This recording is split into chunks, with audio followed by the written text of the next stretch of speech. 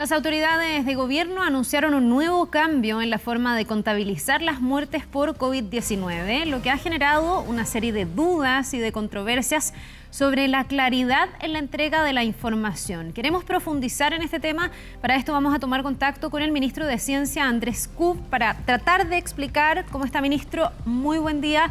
Lo que está ocurriendo con las cifras. Ayer los 19 personas reportadas como fallecidas generaron mucha discusión en el día y ustedes como gobierno explicaron este cambio de criterio. Dicen que ahora lo que hacen es basarse en los datos del registro civil y cruzarlo además con un PCR positivo. Lo primero que le quiero preguntar, ministro, es por qué tomar los datos del registro civil cuando el ministro Mañalich en el mes de abril decía que no eran los mejores datos porque hay mucho desfase. ¿Cómo está? Buenos días. Buenos días, Carla. Sí, efectivamente me parece que es tremendamente relevante poder explicar este cambio metodológico de la mejor manera posible. Sabemos que los cambios metodológicos hay que explicarlos bien, tenemos que comprenderlos. Hay una responsabilidad cuando tenemos más información de también que todos pongamos más atención, que podamos entenderlos bien. Por lo tanto, este cambio obedece, como decías tú, a una mejora. Teníamos un sistema, ahora tenemos un sistema mejor. No es el mejor sistema, no es un sistema óptimo, pero es mucho mejor de lo que teníamos antes, porque antes necesitábamos que reportaran cada uno de los centros hospitalarios las defunciones y esa información era la que se cruzaba con un PCR. Hoy día tenemos una información nacional de la base que está en el registro civil. Esa base de datos se cruza con palabras claves que son como coronavirus, como SARS, como SARS-CoV-2, como muchas otras palabras que tienen que ver con la enfermedad misma, COVID-19. Eso te da un grupo y a ese grupo se excluyen personas que fallecieron por causas externas, por ejemplo, por traumas, por atropellos, por suicidios. De esa base de datos remanente, entonces, es lo que se cruza con un PCR positivo. Entonces, esto tiene la ventaja que podemos tener un reporte nacional de una base de datos única, que es el registro civil, que reemplaza entonces este reporte que hacían los centros hospitalarios, que muchas veces llevaba a subreporte, y eso es efectivamente lo que se ha mostrado con esta nueva metodología. Perdón, sí, dime, Carla. No, termine.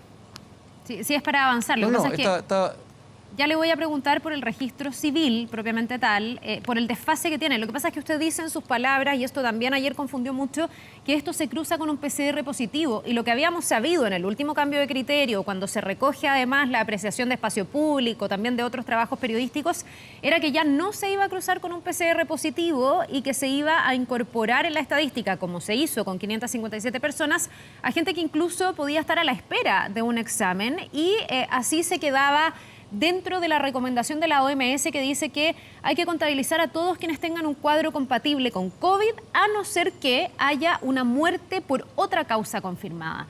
¿Por qué entonces ustedes vuelven a hablar de cruzarlo con un PCR positivo? A ver, lo que tú mencionas, Carla, es efectivo. Nosotros tenemos un caso probable, que es un caso que para razones sanitarias, es un caso que necesitamos aislar, es un caso que necesitamos trazar para evitar que contagie. Nosotros en esta nueva metodología efectivamente solo estamos considerando las personas que vienen del registro civil con un cruce de PCR positivo porque es la manera más precisa de que podamos estar seguros del fallecimiento de esa persona que tiene, por un lado, el registro civil con una causa de defunción en cualquiera de sus causales y un PCR positivo. Como tú bien dices, aquí, en este aspecto particular del caso probable, efectivamente hay una diferencia con la OMS, pero nosotros sí estamos siguiendo criterios que están usando muchos otros países de la Unión Europea y esto es lo que nosotros hoy día creemos que es la manera más precisa, creemos que es la mejor manera de cómo podemos mostrar información muy clara, información que viene de una base de datos que es una matriz nacional y que por lo tanto creemos que va a ser una mucho mejor manera de mostrar que es uno de los temas más sensibles de esta epidemia, Carla. Pero ¿por qué van un paso para atrás respecto de lo que ya se había avanzado en reconocer que personas que no tenían un PCR positivo también tenían que ser contabilizados como fallecidos por COVID? ¿Por qué se retrocede y por qué después de que fue muy consensuado y muy valorado el quedar dentro de la recomendación de la OMS, ahora no se va a contabilizar a esas personas? ¿Qué lleva a cambiar el criterio? Por lo que te mencionaba anteriormente, Carla, porque efectivamente para razones sanitarias, para temas de aislamiento, es muy necesario que tomemos todas las precauciones de aquellas personas que, aunque no tengan un PCR y que nosotros consideramos que son probables, esas personas las tratemos como un caso de COVID-19. Es muy distinto, Carla, muy distinto cuando hablamos de fallecimiento, donde sí tenemos que estar absolutamente seguros de lo que estamos haciendo. Es la mejor manera como podemos tener la información precisa justamente de esta base de datos nacional y el PCR que nos confirma definitivamente que esa persona tuvo esta enfermedad. Por lo tanto, me parece que no son incompatibles, Carla. Estamos hablando de un caso probable sanitario, que está muy bien que así sea, pero en este caso tenemos que ser muy precisos con la información. Claro, lo que pasa es que ahí uno se pregunta si eso no va a bajar la cantidad de fallecidos, así como la semana pasada subió la cantidad de fallecidos porque se incorporó gente que no tenía necesariamente un PCR positivo. Rápidamente uno piensa que lo que va a pasar ahora es que vamos a tener contabilizados menos fallecidos y van a quedar fuera algunos que por no tener el PCR positivo, a lo mejor sí fallecieron por COVID, pero no van a estar contabilizados. Le pregunto si eso es bueno, porque según muchos expertos dicen que es mejor proyectar hacia arriba en el fondo que quedarse corto con la cifra, que dejar fuera a personas que efectivamente fallecieron por COVID. A ver, por un tema de confianza también, sí, pero lo correcto no es dejarlo corto ni pasarse. Lo correcto es ser absolutamente preciso, es tener la mejor información disponible. Eso es lo que tenemos que hacer. Ahora, lo que mencionas tú, el caso probable, y quiero insistir en esto, se incorpora en lo sanitario. Toda la lista que entregamos hace un par de días con este exceso de funciones, cada uno de ellos viene del registro civil y tiene un cruce con un PCR positivo. Incluso aquellos que tenían un PCR pendiente se fue a buscar en caso que tuviera positivo. Eso hizo que algunas personas salieran de la lista, pero un número muy significativo ingresara a la lista. Y eso es lo que vamos a empezar a ver ahora. Vamos a empezar a ver ahora una curva de fallecimientos, que es la curva más completa que podemos trazar. Es una curva que también mira hacia atrás, Carla, porque esta metodología también tiene otra ventaja, que cuando se reportan los casos en el día, los casos que se reportan en ese momento no son las personas fallecidas en las últimas 24 horas, son las personas que se reportan en ese momento con una fecha de fallecimiento y por lo tanto también vamos a tener información mucho más precisa de aquel día en que falleció una persona. Y esa es la información que vamos a estar recopilando y que va a ser usada entonces para hacer un seguimiento de esta enfermedad. Sí, ministro, ese cambio metodológico, Carla, también es muy importante porque tenemos entonces un seguimiento de todo el tiempo que ha durado esta epidemia con fecha de fallecimiento. Eso no estaba antes y es una información tremendamente importante. Claro, pero quedan dudas respecto de lo que se informa diariamente, porque hay estudios, por ejemplo, y hoy día viene en el diario El Mercurio, que dan cuenta de que ya pasamos los 100 muertos diarios hace un buen rato, desde el 26 de mayo, si es que se toman las cifras con las correcciones además que se han hecho, llegando a un pic de 120 víctimas fatales el 1 de junio. Eso es así porque es distinto explicarle a la gente que ya tenemos más de 100 personas fallecidas diariamente a que con estos cambios de criterio ayer tengamos 19 y mucha gente se pregunte qué pasó en el camino. ¿Bajó el coronavirus?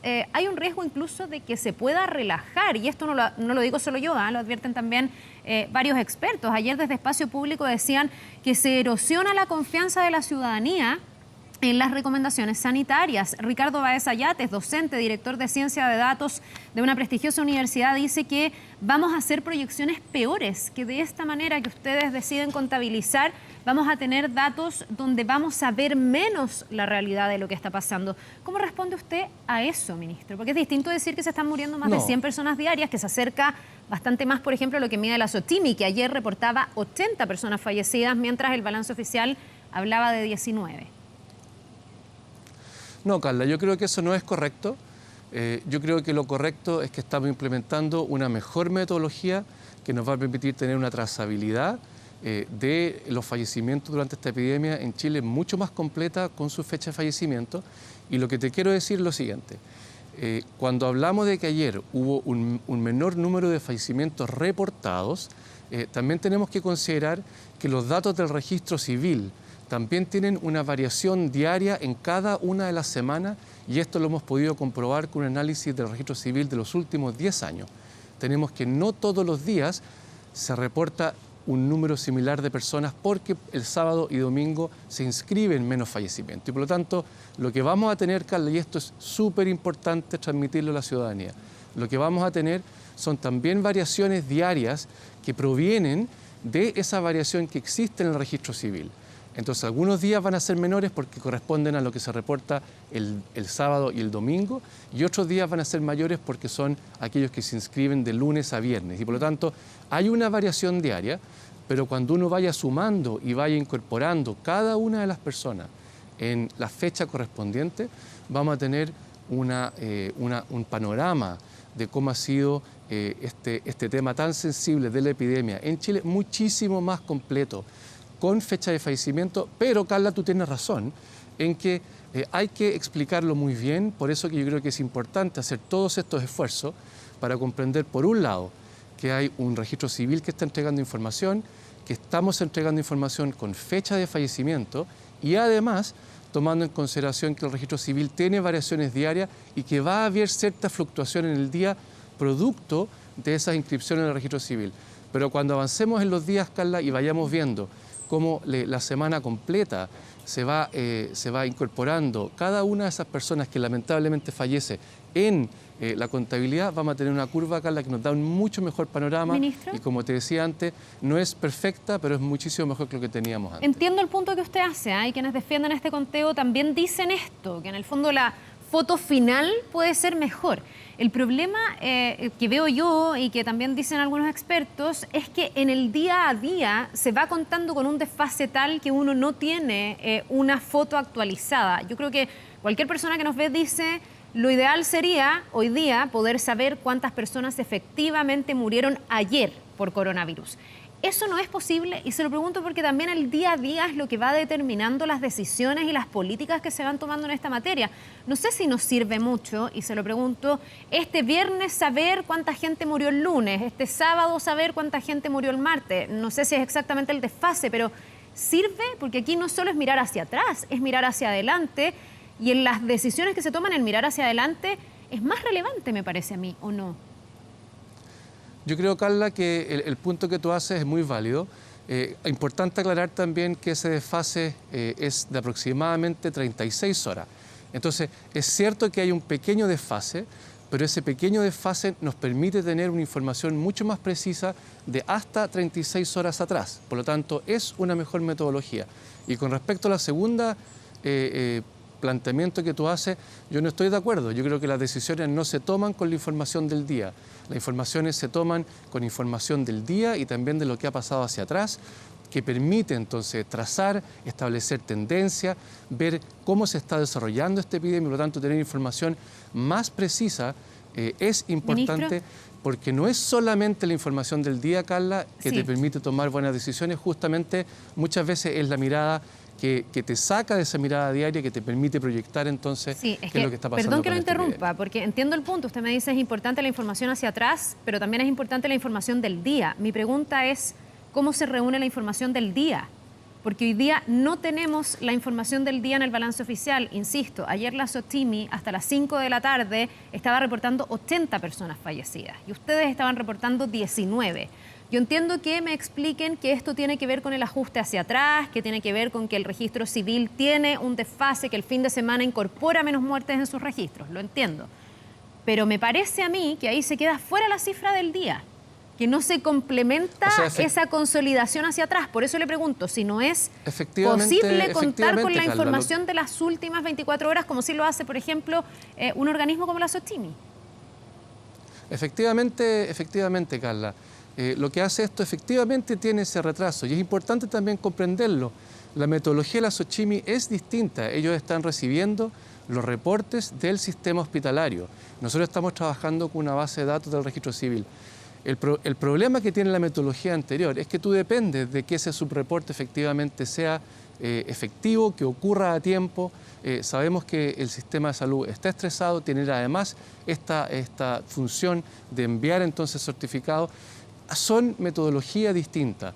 Nosotros tenemos este pequeño retraso, pero creemos que la información en su conjunto es una información más completa y que nos permite entonces tener una mejor base para tomar decisiones hacia lo que mencionas tú, que es hacia el futuro. Por lo tanto, existe esa discrepancia, Carla, es bueno que se aclare, que se sepa que no es que estamos manejando o siendo no transparente con algunas cifras, lo que estamos teniendo son dos metodologías que tienen también funciones distintas, y la que nosotros estamos planteando es una que creemos que ciertamente permite tener más precisión histórica y también que sirve entonces para tomar esas decisiones que no solamente hay que tomarlas con la información diaria. Ministro, usted decía recién, no es que estemos manipulando o que en el fondo no se esté siendo transparente con las cifras. ¿Cómo evalúa usted el impacto que tiene en la ciudadanía el cambiar tan reiteradamente de criterio, el validar primero lo que dice la OMS y ahora echar pie atrás? Y usted me dice tener otro sistema que igual ocupan otros países del mundo, pero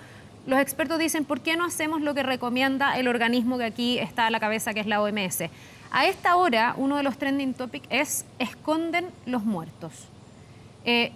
¿Se mina la confianza de la ciudadanía? ¿Usted cómo ve que ha impactado esta confusión que se ha generado en las últimas horas? Y se lo pregunto porque estamos en un momento muy crítico, donde todas las señales impactan también en el autocuidado, en las decisiones que cada uno toma. ¿Usted no siente que esto ha complicado más las cosas? Yo creo, Carla, y así hemos trabajado siempre desde el Ministerio de Ciencia, que nuestra tarea es trabajar para poder tener una infraestructura de información lo más actualizada posible. Es cierto que esta epidemia nos exige tener un sistema de información que hemos tenido que ir construyendo. Es un sistema de información que no teníamos y por lo tanto hay un esfuerzo constante de ir trabajando para mejorar este sistema, para ir construyéndolo, para ir haciendo los ajustes que hay que hacer, Carla. Esto no solamente nos está pasando en Chile, está pasando en todo el mundo, que hemos tenido que ir construyendo y adaptando sistemas de información. Con respecto a lo que mencionas tú de esconder fallecimientos, creo que eso es irresponsable. Lo que estamos haciendo es justamente lo contrario, es usar la base de datos más transparente posible. Quiero mencionarte, Carla, que la base de datos de fallecimiento ya está disponible en el sitio web del Ministerio de Ciencia desde el año 2010 hasta la fecha, por lo tanto es una base de datos muy completa, que además ahora va a tener este nuevo set de datos, que es el cruce de los fallecidos por COVID con los PCR. Eso está disponible, Carla, a la ciudadanía. Está en un sitio web del Ministerio de Ciencia de libre acceso, en un sistema que además permite una interacción con los usuarios para responder consultas, para responder dudas, para ver si hay incoherencia en la base de datos. Y por lo tanto, el esfuerzo que estamos haciendo en el Ministerio de Ciencia al trabajar con la información es justamente poder disponibilizar la mayor cantidad posible de información a la ciudadanía. Quiero recordarte también que hoy día en esa base de datos hay más de 30 sets de datos de nivel nacional, regional, comunal, del sistema de salud integrado. Incorporamos a partir de la semana pasada y datos de movilidad para ver cómo se está portando la ciudadanía en las cuarentenas, y por lo tanto un esfuerzo muy significativo de hacer que toda esta información esté disponible, y este sitio web es de libre acceso, y yo invito a todas las personas que nos están mirando en este momento a ir a visitarlos. Pueden revisar cada uno de los datos, pueden revisar también cuáles son las aplicaciones que se usan. Pusimos específicamente una pestaña en este sitio web para mostrar aplicaciones que hace la ciudadanía, que hacen los científicos, y hay más de 30 aplicaciones que muestran, por ejemplo, cómo está evolucionando la pandemia. ¿Ministro? En tu comuna. Perdón. Sí, no, es que solo para finalizar, porque yo entiendo el esfuerzo que se hace de poner la información a disposición de la ciudadanía, de la gente, del mundo científico. Me imagino que además, lo que conocimos el día de ayer con este cambio de criterio, se va a tener que explicar por escrito en un documento, así al menos lo han pedido algunos científicos, pero incluso dentro de los datos que ustedes tienen hay un reconocimiento de algunos que tienen un desfase o están subestimados, como los casos activos. Lo ha reconocido el propio ministro de Salud, Jaime Mañalich. También por un cambio de criterio. Antes un caso activo se consideraba por 14 días desde el PCR positivo. Ahora son 14 días, pero desde que comenzaron los síntomas. Entonces yo puedo partir con síntomas hoy día, hacerme el PCR en 7 días más, recién ahí empezar a contabilizarme como caso activo y en 3 días más salir de la lista. Por lo tanto, el propio ministro reconoce que tenemos menos casos activos de los que efectivamente hay. Y ese es un dato sensible, porque ahí tenemos a las personas que están contagiando al resto. Entonces, entiendo el esfuerzo de disponibilizar los datos, pero insisto, ministro, en la pregunta, ¿son los mejores datos? ¿Se pueden tener datos subestimados, como por ejemplo los casos activos? Carla, esa pregunta que tú haces es absolutamente clave y justamente va en la dirección de mostrar aquellos casos que hoy día son contagiantes. El PCR no es una indicación de cuándo la persona comenzó con su enfermedad. Lo que tenemos que hacer es tener una fecha de inicio de síntomas. Esa es la fecha en la cual la persona puede contagiar e inicia su enfermedad. De ahí en adelante contamos el periodo activo. El periodo de PCR es simplemente un periodo de reporte donde se reconoce que la persona tiene la enfermedad. Pero puede ser que esa enfermedad haya comenzado mucho antes.